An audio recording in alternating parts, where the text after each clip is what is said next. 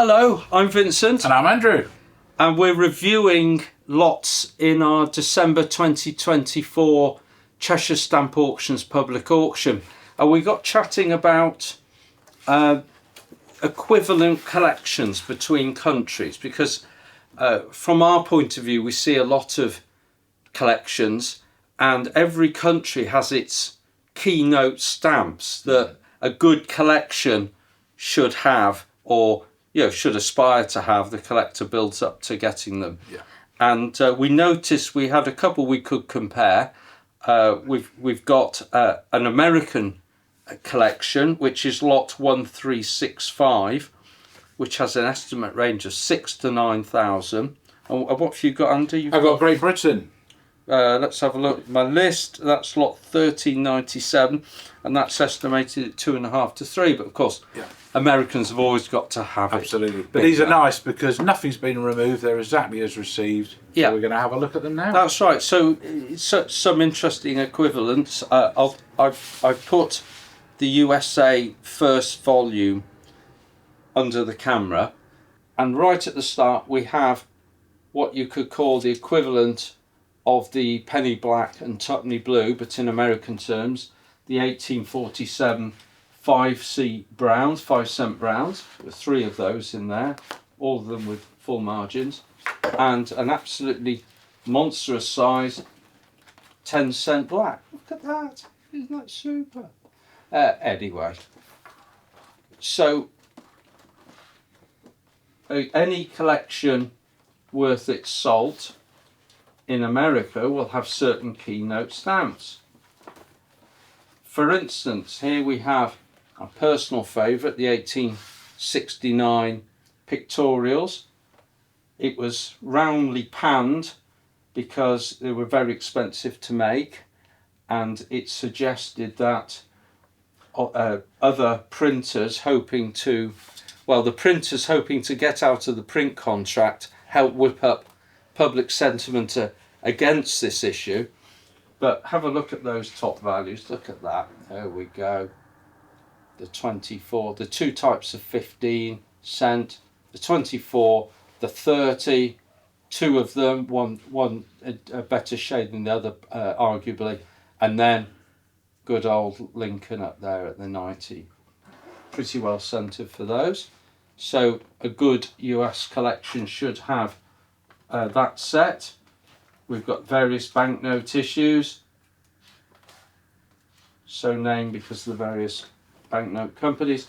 And there we have perhaps the equivalent of the British £5 orange. We've got the $5 Columbian. In fact, we've got the whole set mint there. Moving on a little while longer, we've got Columbians up to $3 use. Look at all those dollars. Isn't that fantastic? Trans-Mississippi set, complete mint, plus the 2 top values used as well.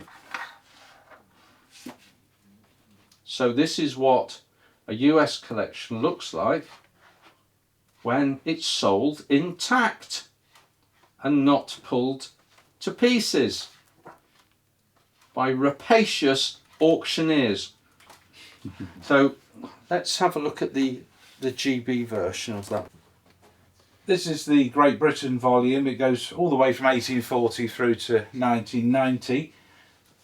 Commencing there, of course, with the 1840 penny black and tuppenny blue. Nice examples. We've got the embossed, another line engraved there. Now look at that for a stunning page. We've got some lovely CDS examples of some of the surface prints. The 1867 high values there to the pound, and a very nice £5 orange over the Central Accountancy Branch, Glasgow Council. And then on it goes. We've got the 2 different pound designs there.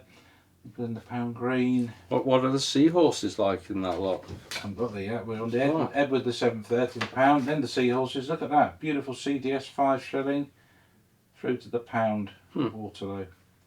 Absolutely lovely examples. Oh, even a PUC pound. And then it goes on and on. There you go. The Machins are pretty extensive. I'm just flapping very quickly so you can get a feel for what's there. The George VI high values there, and so on. Well, I'd respectfully say that the Americans don't have an equivalent to the PUC pound, but that there is. So, but it is interesting that it's got it hits all the high notes. It does, and the difference, of course, with British, we don't have any airmail stamps. Yeah, that's true. yeah. But even then, they printed one upside down. Well, we wouldn't have. No, far more superior. Yeah, there we are. So there we go. It's just the one volume, and the full of goodies. The USA is in 2 volumes. I didn't show you. It goes on in that vein for a while with all the sort of keynote things like the White Plains miniature sheet. So 2 super collections actually, which but it's interesting to see collections from each country, major stamp collecting areas. Probably there's not many countries the equivalent of these 2, and it's good to see what a collection looks like when somebody's got all the main stamps, because they really are special. Anyway, thanks for joining us. Thank you.